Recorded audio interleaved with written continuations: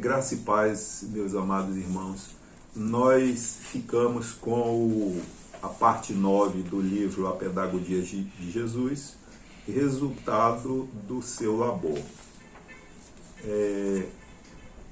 O autor comenta que os resultados da obra do Senhor Jesus não somente mostram a sua superioridade como professor, como também justifica a ênfase que ele deu ao ensino. Ele também comenta que o Senhor é um mestre incomparável, único. Isto é verdade, seja qual for o aspecto pelo qual qualquer pessoa for empreender estudo sobre a obra de Jesus. Tanto pela didática quanto pela quantidade de seguidores. Jesus deixou muito mais discípulos do que todos os outros.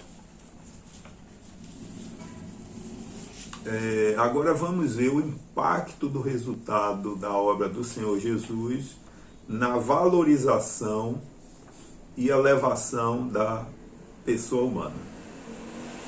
Então o autor faz o comentário que se hoje nós ouvimos falar em dignidade da pessoa humana, temos que agradecer ao ensino do Senhor Jesus. E o que é essa dignidade da pessoa humana? É uma qualidade inerente ao ser humano que o protege de tratamento degradante e discriminações odiosas, assegurando que essa pessoa vai ter as condições mínimas de sobrevivência. Antes da vinda do Senhor Jesus, alguns grupos, algumas pessoas nada representavam, não possuíam valor em algumas sociedades, como escravos, mulheres, filhos, crianças. E o autor ainda diz que essa questão de valorização da pessoa humana ainda é um grande problema da nossa civilização.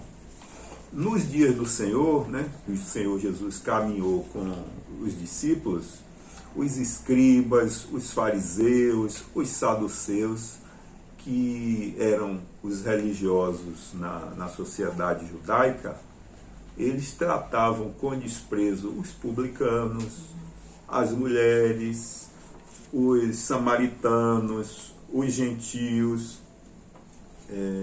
os escravos. Eles achavam que as outras pessoas não eram alvos da misericórdia de Deus. As mulheres, naquela época, eram escravas dos homens e continuamente tinham que andar com os rostos cobertos e guardar silêncio em público. E, por exemplo, se uma filha fosse pedida em casamento, elas não tinham nenhuma opinião a dar sobre aquela situação. Os filhos não tinham direitos, ainda que a lei preconizasse isso, e as crianças que nasciam com alguma má formação, algum problema, elas eram abandonadas para serem devoradas pelas feras. Nós estudamos isso quando vimos as cidades em Esparta. Então, pessoas que foram criadas à imagem e à semelhança do Senhor, eles eram utilizados naquela época apenas para derrubar árvores, carregar água, como o autor do livro faz. Jesus, o autor enfatiza isso, que Jesus reconheceu o valor do ser humano como nenhuma outra pessoa já havia feito. Teve a situação da mulher que foi apanhada em adultério. Jesus, né, não condenou a mulher, mas disse para ela que ela continuasse a vida, mas que não pecasse mais. Jesus também teve encontro com a mulher samaritana no poço de Jacó, e após esse encontro, aquela mulher se transformou em missionária. Continuando com as reformas, o incentivo às reformas, essas reformas produzidas pelo conhecimento, pela difusão do conhecimento e do ensino do Senhor Jesus, levou ao reconhecimento do indivíduo e o desejo de acabar com a tutoria da igreja sobre o Estado, de modo que este pudesse agir e pensar por si só. A escravatura também, que foi uma chaga que se abateu sobre a humanidade. O Senhor, pelo menos nos Estados Unidos, o Senhor levantou muita gente para acabar com a escravidão. Tinha, por exemplo, a parte norte, né, dos Estados Unidos, aquela parte era contra a escravidão. A parte sul era a favor da escravidão. Nós recebemos missionários da junta de Richmond que ficava na parte sul dos Estados Unidos. Deus usou um jornalista chamado William Garrison.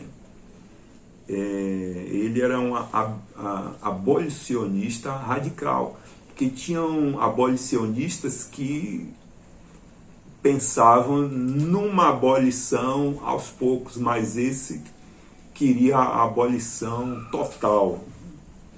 Teve uma esposa de pastor chamada Henriette Stowe. Ela era escritora e teve um livro que ela escreveu muito famoso, que aqui no Brasil até se transformou em novela. Aqui no Brasil teve o título A Cabana do Pai Tomás, mas lá era A Cabana do Tio Tom, em 1852. E Deus foi usando essas pessoas para conscientizar que essas chagas, né, não podiam ficar numa sociedade que Jesus, né, tida como que Jesus habitava na vida daquelas pessoas. Jesus usou advogados, usou secretários de estados lá nos Estados Unidos para promover todas essas melhorias, todas essas reformas. Vamos passar agora para a melhoria de instituições. O autor comenta que o lar antes do Senhor Jesus era uma coisa de pouca estima, né? Menos entre os judeus. Os judeus já consideravam o lar. Ele comenta também, e a gente sabe pela meditação nas Escrituras, que o Senhor Jesus alerta os judeus que Moisés permitiu o divórcio. O divórcio não era mandamento. Moisés permitiu porque o coração do povo era duro. Mas o Senhor Jesus deu novo sentido ao casamento, considerando como laço indissolúvel. E a permissão que o Senhor deu ao divórcio somente em caso de adultério. Então, com a vinda do Senhor, o casamento foi colocado num plano muito superior.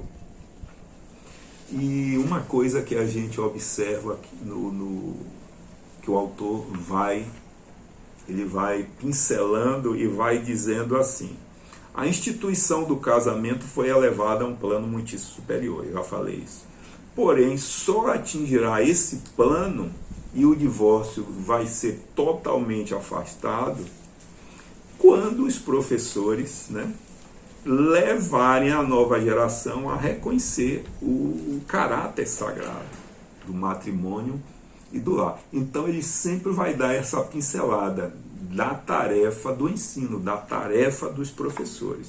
Umas 3 vezes eu observei o autor comentando isso. Antes do Senhor, o Estado era uma instituição que tinha autoridade absoluta sobre as pessoas.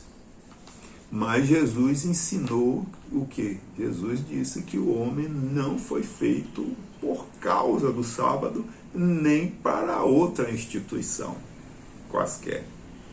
Então, Jesus denunciou os partidos, né, dos escribas, dos fariseus, dos saduceus, dos herodianos. E aí eu vou citar mais uma vez o que o autor diz. O progresso da civilização depende da batalha em que estão empenhados os mestres escolas. E quem são esses mestres de escola? São os professores de instrução primária. O autor crê que há uma necessidade dessa difusão do conhecimento de Cristo já desde a mais tenra infância. E é isso que a Bíblia diz em Provérbios 22:6. A Bíblia diz: educa a criança no caminho em que deve andar, e até quando envelhecer não se desviará dele. O trabalho também é uma instituição. E nós sabemos que o Senhor deu a ocupação ao homem ainda lá no Éden, no melhor lugar possível. E muitos servos do Senhor, influenciado pela regra de ouro, né, que a gente deve fazer aos outros aquilo que a gente espera que façam para conosco. Então o Senhor utilizou a vida de John Wanamaker, que era comerciante, já naquela época, né, há alguns séculos. Ele fornecia aos seus funcionários assistência médica gratuita, educação, instalações recreativas, pensões e planos de participação nos lucros. Temos também Marshall Field, que era comerciante e se tornou dono de lojas de departamentos também. Temos James Kraft, comerciante de queijos, que ajudava a igreja, né? Ajudava financeiramente a igreja batista na educação dos jovens. Eu queria falar também sobre saturação de literaturas. Inúmeros livros foram lançados exclusivamente sobre a vida e obras operadas pelo Senhor Jesus. Teve livros que tratou, né, de fases da vida do Senhor Jesus, infância, preparo ministerial, conquistas, ensino, método de ensino, a morte sacrificial, o progresso da sua causa. E outra coisa, muitos filmes foram produzidos cujo custo, né, para rodar esses filmes superaram em muito a arrecadação. A arrecadação não foi valorizada, mas os autores e produtores investiram mesmo para, né, falar sobre a vida e sobre a obra do Senhor Jesus. E há muita coisa a que se falar, mas eu gostaria de dizer que teve até escrita que foi, né, produzida, né, por missionários para que povos, né, pudessem ter porção, né, ou mesmo a Bíblia completa. A língua russa, os missionários Cirilo e Metódio, eles criaram o alfabeto cirílico para que aquelas pessoas tivessem acesso ao Evangelho. Então nós temos que empreender todo o esforço possível para fazer o maravilhoso Jesus conhecido. Vá lá, Edna, sua parte. Então, dando continuidade, então percebemos que nas todas as diversas áreas, né, da sociedade, houve influência da vida de Jesus, né? E não foi diferente nas artes, né? Também nas artes, através das músicas, os hinos, muitos hinos de louvor a Cristo foram compostos, e maravilhosos hinos que são cantados desde muito tempo, né? A gente lembra Jesus, a Alegria dos Homens, de Bach, Aleluia, de Handel, Amazing Grace, né, que há muito tempo se canta e são hinos muito conhecidos em todos os por várias gerações em vários cantos da terra, né? Então são canções maravilhosas que louvam o mestre dos mestres, né? Hinos como Que Segurança Sou de Jesus, Canta Minha Alma, Canta ao Senhor. Então, assim, são diversos hinos, eu não irei aqui cantar para não... mas os irmãos que têm mais tempo em igreja devem lembrar dessas músicas todas, né? E também nas obras-primas dos pintores, né? São inspiradas na vida de Jesus. Os escritos da Bíblia levaram a inspiração para muitas obras, né? Os filmes também que Pedro falou aí, né, contam da vida e da obra de Jesus aqui na Terra. E também as estruturas arquitetônicas também são marcas nas catedrais, né, que mobilizam o culto a Cristo, né, pelas expressões artísticas ali colocadas, né? Então tudo isso são marcas, né, da vida de Jesus. Outra questão é a inspiração na filantropia.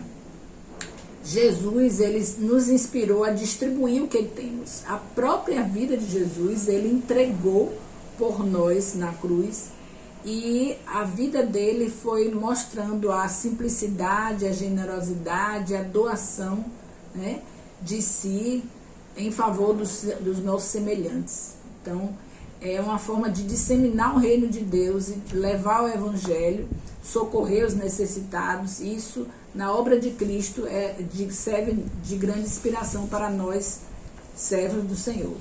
Jesus, ao morrer, ele só possuía de ser uma única túnica que era sem costura, né?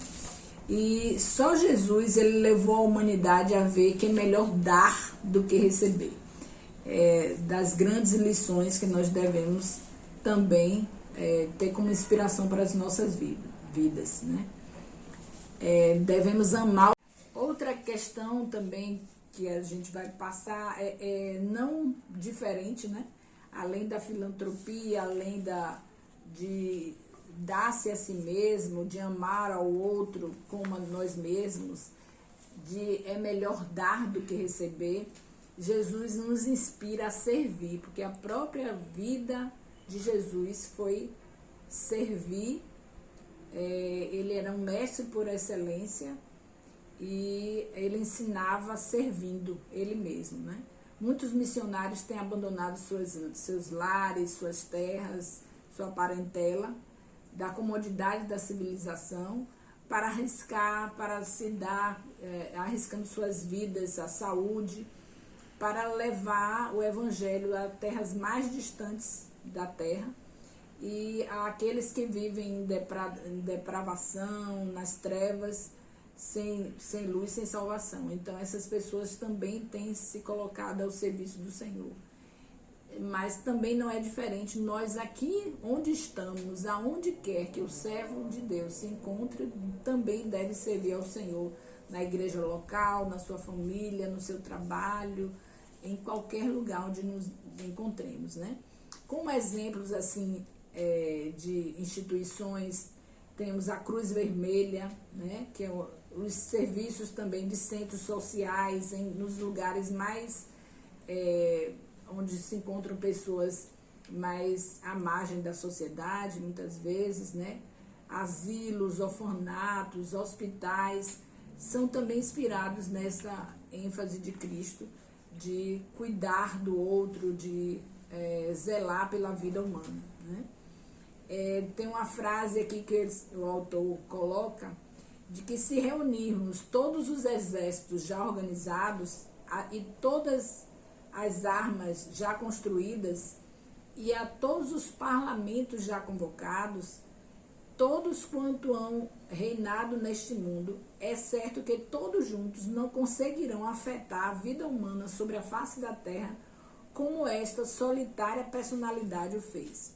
A vida de Jesus marcou pelo seu exemplo, pela sua vida e porque mais do que tudo ele deu-se em nosso lugar sem merecer, né, punição alguma, mas ele se deu em nosso lugar.